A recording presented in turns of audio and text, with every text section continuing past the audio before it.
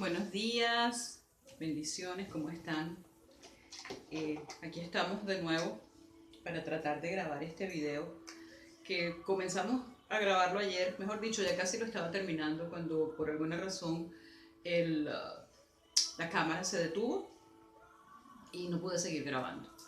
Obviamente pues todos sabemos quién está interesado o no está interesado en que salga a la luz todas las cosas que Dios está hablando y que nosotros hemos sido llamados a pregonar a toda voz, a viva voz y a los cuatro vientos. Eh, la verdad es que esto lo quería hacer hoy a toda costa, porque yo siento un sentido de urgencia, que hay que hablar, hay que decir, como les dije anteriormente, a viva voz y a los cuatro vientos, las cosas que Dios está hablando, las cosas que Dios está diciendo. Los tiempos son malos, según lo que dice la Biblia, no se van a mejorar, se van a poner peor. Y la Biblia también nos dice que ¿quién se va a preparar para la guerra si la trompeta da un sonido incierto?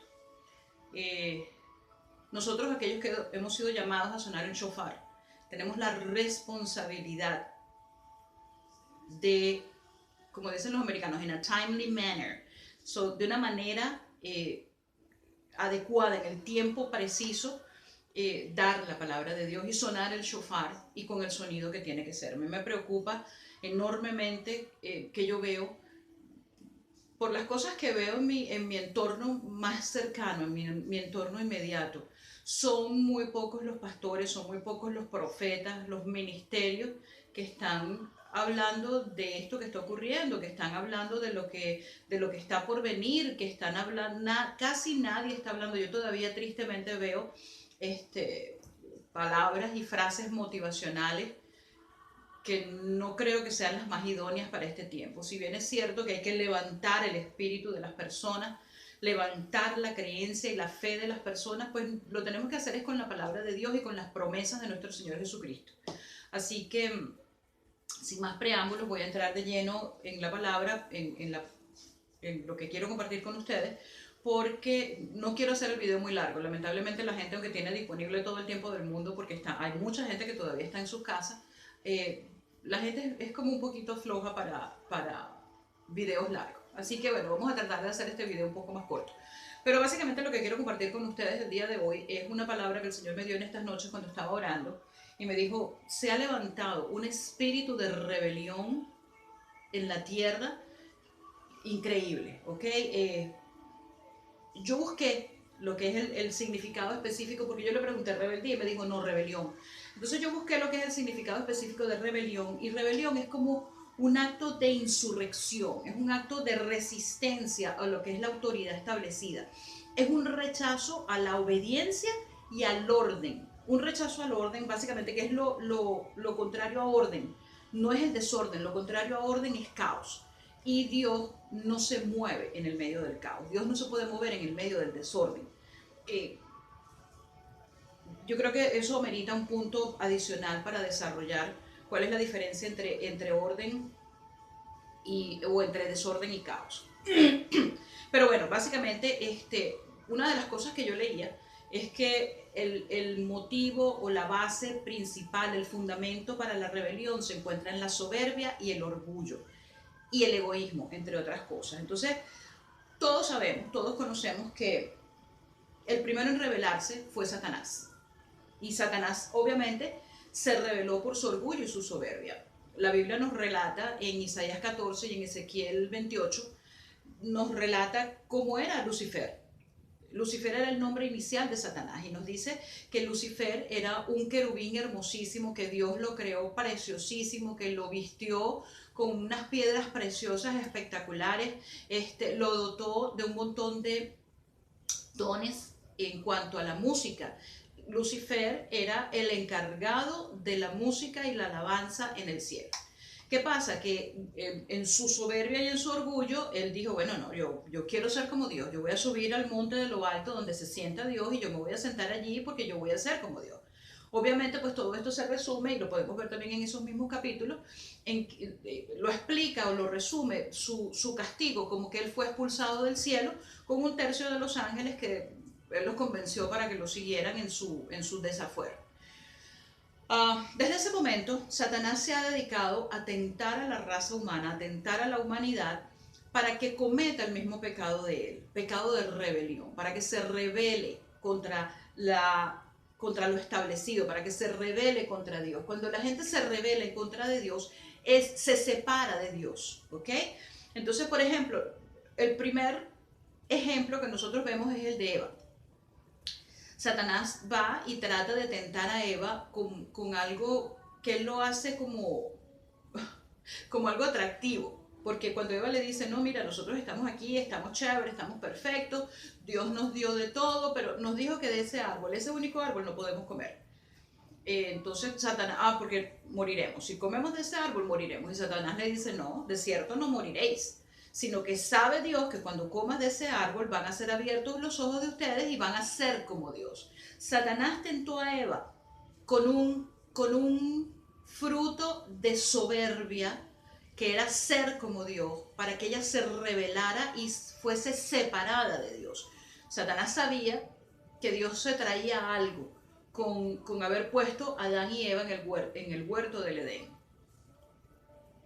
Entonces, obviamente, pues vemos como Eva cede a esta ambición egoísta de querer ser como Dios y determinar por sí misma lo bueno y lo malo sin necesidad de depender de Dios.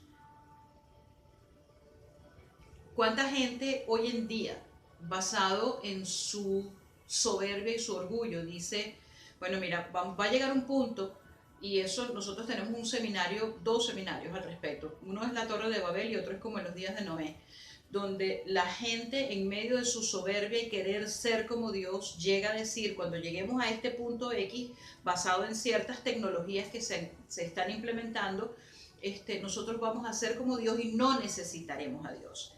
Pero bueno, esto es un punto de aparte que nosotros eventualmente vamos a tocar, porque muchos de los seminarios que nosotros tenemos y de las clases que hemos dado y hemos desarrollado, yo voy a comenzar a impartirlas en YouTube, online y de libre acceso. Estamos en esos tiempos. Entonces, vemos también en los días de Noé, hay un ejército de ángeles o un contingente de ángeles que Dios envía a la tierra para ayudar en el desarrollo de la humanidad, ¿ok? Y la palabra de Dios nos dice que estos ángeles se enamoraron, vieron que las hijas de los hombres eran hermosas y se enamoraron de ellas y se allegaron a ellas y tuvieron hijos. Obviamente, pues toda esta raza o toda esta generación se pervirtió de tal manera que hay un momento en que Dios dice, es necesario destruirlos porque se han pervertido demasiado, ¿ok? Y es cuando Dios envía el diluvio universal. Luego tenemos también otro ejemplo, es la construcción de la Torre de Babel. Después del diluvio, los hijos de Noé son ubicados en ciertas partes de la tierra y los hijos de Cam, entre ellos Nimrod, es uno que va a ir al valle o a la tierra de Sinar, donde en Babilonia, lo que es Babilonia, él dice, o toda esa gente dice, bueno, vamos a construirnos una torre que llegue hasta el cielo, porque Dios no nos va a volver a destruir con agua. Ellos se rebelaron contra Dios, querían ser independientes de Dios, no querían depender de Dios, ellos deciden hacer esto. Y cabe destacar que Dios dice, nada los va a detener de aquello que se han propuesto. Así que yo mejor voy y me encargo de esta gente. Y Dios tomó cartas en el asunto. Así que cuando el hombre se propone algo y Dios dice, wow, nada los va a detener de que ellos hagan lo que se han propuesto, Dios toma cartas en el asunto. Y eso lo vemos, por ejemplo, hay otro ejemplo, valga la redundancia, que lo vemos en Sodoma y Gomorra. ¿Ok? Sodoma y Gomorra, dice la Biblia, que había llegado a un nivel de perversión total que Dios decide destruir Sodoma y Gomorra. Entonces Dios envía unos ángeles para que rescaten a Lot, que era, si se quiere, el único piadoso en esas dos ciudades. La Biblia nos relata cuando estos ángeles llegan a casa de Lot, que la gente del pueblo, la gente de la ciudad fueron a tumbarle la puerta a Lot, a decirle, mira, vimos que estos ángeles preciosísimos llegaron a tu casa, sácalos para que nosotros podamos tener sexo con ellos, para que nosotros podamos acostarnos con ellos. Esto es un indicativo de que esta gente no era ajena a la presencia de ángeles en el área, ¿ok? Pero tampoco era ajeno, ellos no eran ajenos a querer acostarse con todo, ¿ok? La palabra de Dios dice, y esto lo vemos en Judas 1:7, dice, como Sodoma y Gomorra y las ciudades vecinas, las cuales de la misma manera que aquellos, los ángeles, habiendo fornicado e ido en pos de vicios contra la naturaleza, fueron puestas, por ejemplo, sufriendo el castigo del fuego eterno. Vicios contra la naturaleza. ¿Qué es la naturaleza? El hombre Dios creó al hombre y la mujer para que se casaran, se unieran en matrimonio y tuvieran hijos, procrearan y poblaran la tierra. ¿Qué es contra la naturaleza? Contra la naturaleza es contra lo que es hombre con hombre, mujer con mujer, con los ángeles, porque ya lo vimos que ocurrió antes en los días de Noé. Y nos habla también de que se pervirtió toda carne. Estamos hablando de que inclusive con los animales, yo no sé, y esto es algo, yo no sé si ustedes han leído en las noticias últimamente que en Canadá aprobaron como algo legal tener sexo con animales. Esto nos habla del espíritu de rebelión que se está levantando. Este espíritu se está levantando contra todo lo establecido. Contra todo lo establecido por Dios. Dios es un Dios de orden. Entonces este espíritu de rebelión lo que está tratando es de crear un caos donde Dios no se pueda mover. Porque estamos echando a Dios fuera. Si cuando Eva se rebeló contra Dios, Eva echó a Dios fuera. Eva se apartó de la presencia de Dios.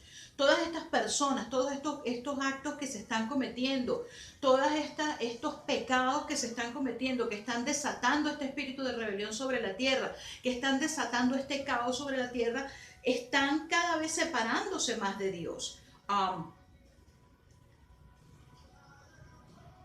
Yo no sé qué nos hace pensar. Las cosas hoy en día están peor que cuando Sodoma y Gomorra. Y cuando Sodoma y Gomorra, Dios destruyó a Sodoma y Gomorra con fuego. Yo no sé qué nos hace pensar a nosotros que nosotros nos vamos a escapar de los juicios. Y a mí no me gusta decir los juicios de Dios, porque Dios es un Dios justo. Y la palabra de Dios a mí me ha enseñado que la voluntad de Dios es que todo el mundo se salve y venga al conocimiento de la verdad. Cuando yo enseño el libro del Apocalipsis, la gente normalmente no le gusta estudiar el libro del Apocalipsis porque dice que el libro del Apocalipsis es un libro de juicio. Cuando yo estudié en profundidad el libro del Apocalipsis, Apocalipsis es la última invitación de un Dios amoroso que no quiere que sus hijos se pierdan bajo ningún concepto. Todas las cosas que están ocurriendo y que van a ocurrir, en líneas generales, son consecuencia de los actos del hombre. Y sin embargo, Dios ha previsto salvación a través de su Hijo Jesucristo. Y esto no es religión, ¿ok? Entonces,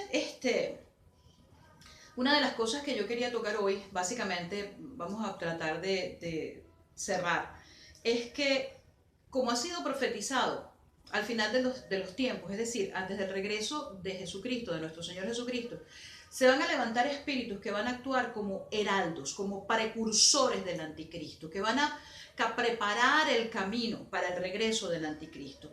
Son espíritus de rebelión, son espíritus de desobediencia, espíritus de pecado, espíritus de caos, que van a llevar a la humanidad a la apostasía profetizada. Y en cuanto a esto de apostasía, también les quiero adelantar un poco que me gustaría grabar un video en cuanto a lo que es la apostasía, porque todo el mundo dice que cuando ocurra la apostasía, y yo les quiero decir algo, la apostasía ya ha comenzado a ocurrir.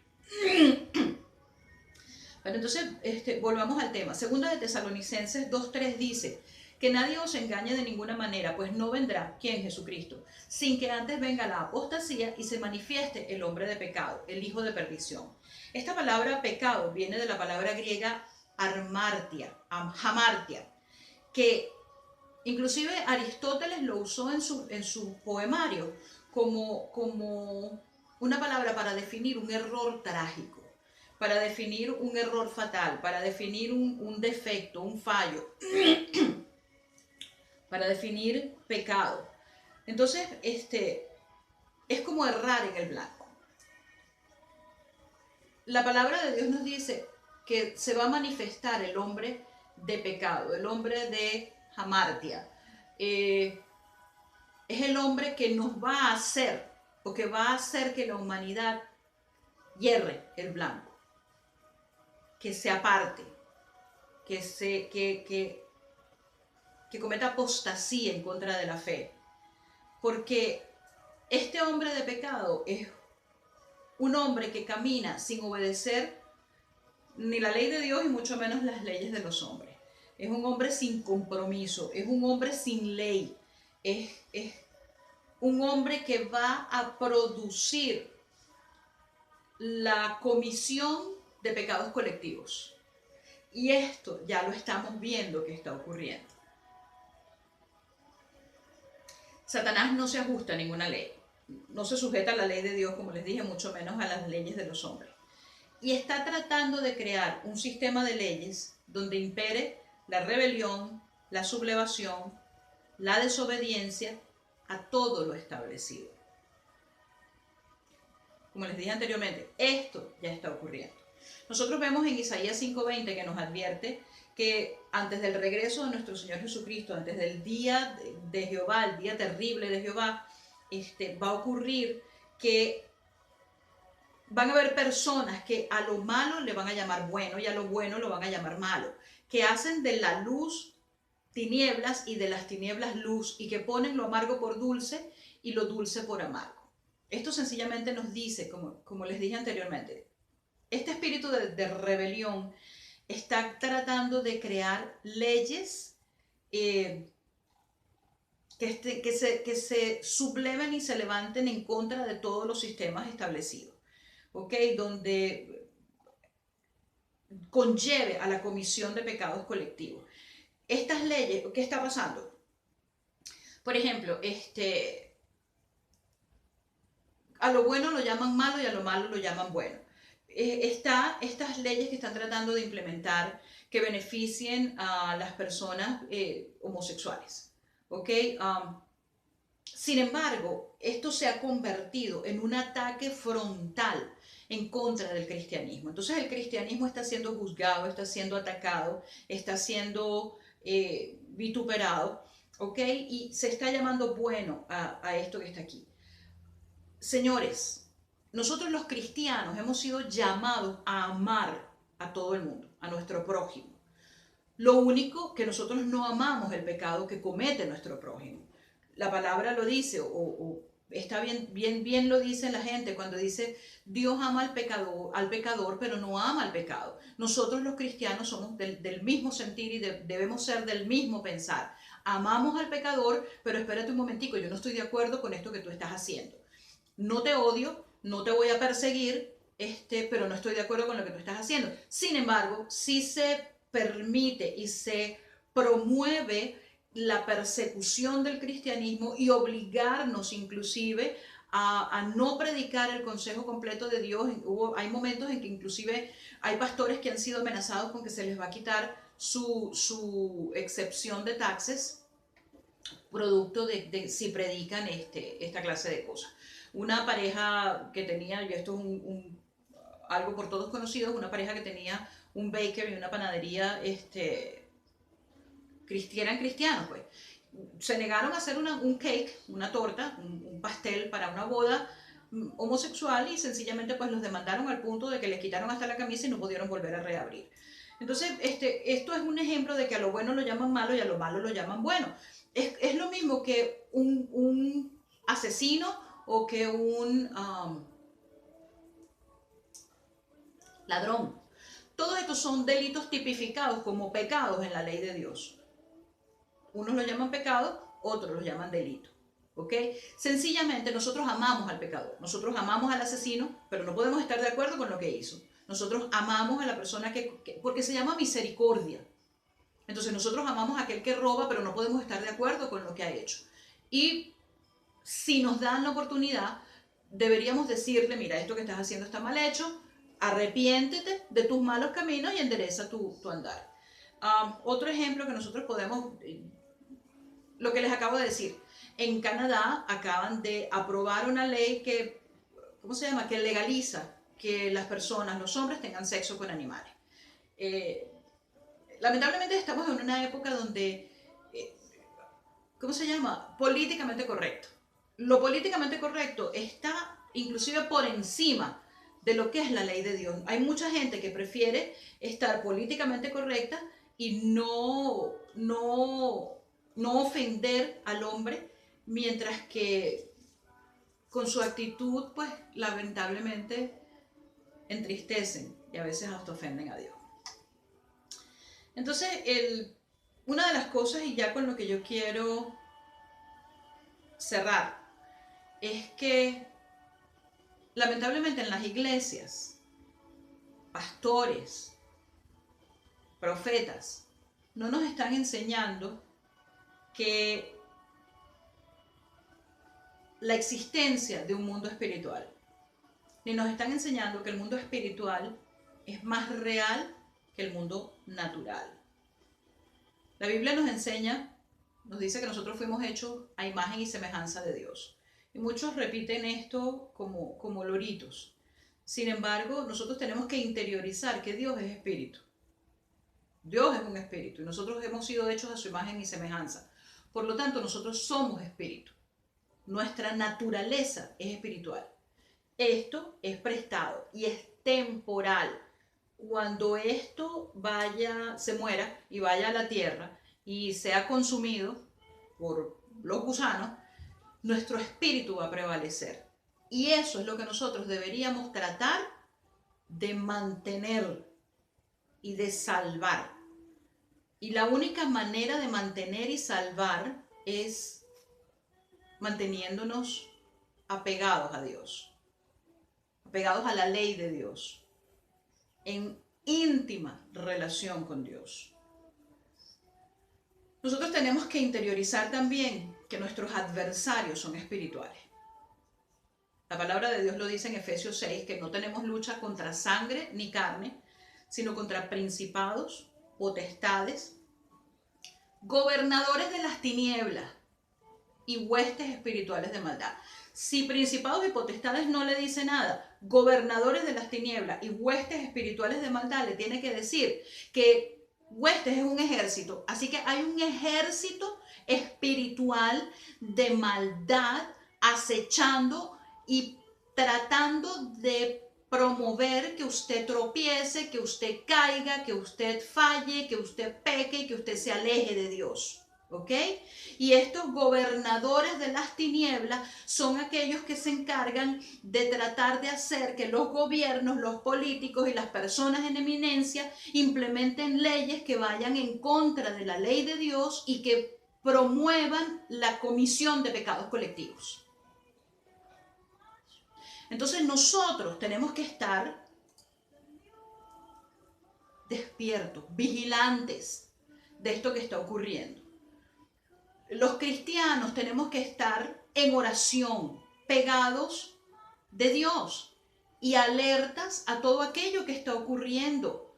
Y nosotros, los profetas, los pastores, aquellas personas que Dios nos ha asignado, la tarea que nos ha llamado para sonar el shofar, para sonar la trompeta, no nos podemos seguir quedando callados. No podemos seguir predicando, como dicen los americanos, business as usual. Porque no estamos business as usual. Señores, está ocurriendo cosas que nunca antes había ocurrido. La tierra completa se paralizó por causa de una pandemia, por este virus que no solamente ha matado tanta gente, no ha matado tanta gente como lo mató, por ejemplo, la gripe española.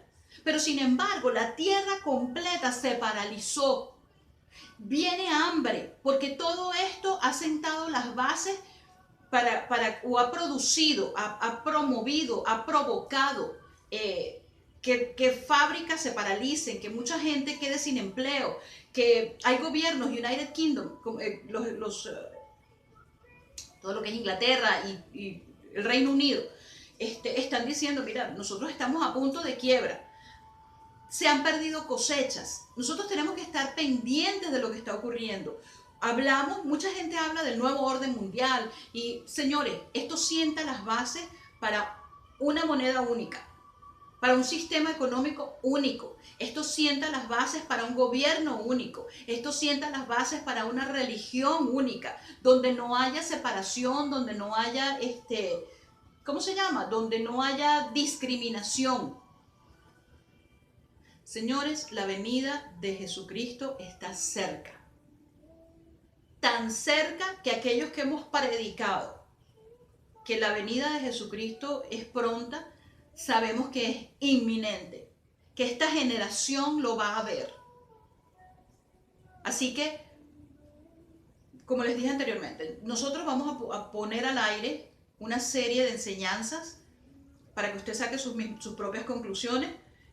Ya la era del proselitismo se acabó, de arrepiéntete que Cristo viene y viene bravo y el mundo se va a acabar. El mundo no se va a acabar. Aquí no va a venir una bomba que va a explotar y la tierra se acabó. No, eso no va a ocurrir. ¿Ok? No podemos hablar del fin del mundo, pero sí podemos hablar del fin de una era. Y el fin de esa era es el regreso de Jesucristo. Y para el regreso de Jesucristo, antes del regreso de su segunda venida, vienen 7 años de tribulación. Viene el anticristo, viene el falso profeta, viene la persecución de cristianos, viene la persecución de judíos. Viene hambre, terremotos, pestes. Y hay que estar preparado. Bien sea que usted crea en el rapto o usted no crea. Bien sea que usted crea que se vaya o crea que se queda. Hay que estar preparados. Así que yo los dejo con esta inquietud. Tenemos que estar también, pedirle a Dios espíritu de discernimiento para poder discernir todas estas cosas que están pasando, para poder orar acorde a lo que Dios ponga en nuestro corazón. Así que yo los quiero dejar con esta inquietud. Hay que aprovechar bien el tiempo porque los días son malos. No podemos ser necios. Como dice la palabra de Dios, hay que aprovechar bien el tiempo. Oren, pídanle a Dios espíritu de sabiduría y de discernimiento. Y no se separen del árbol. Porque la palabra de Dios dice que alejados de Él, nada podemos hacer. Los veo pronto con otros videos que vamos a estar sacando.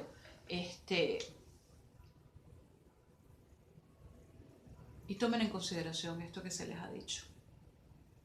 El tiempo es corto. Dios me los bendiga.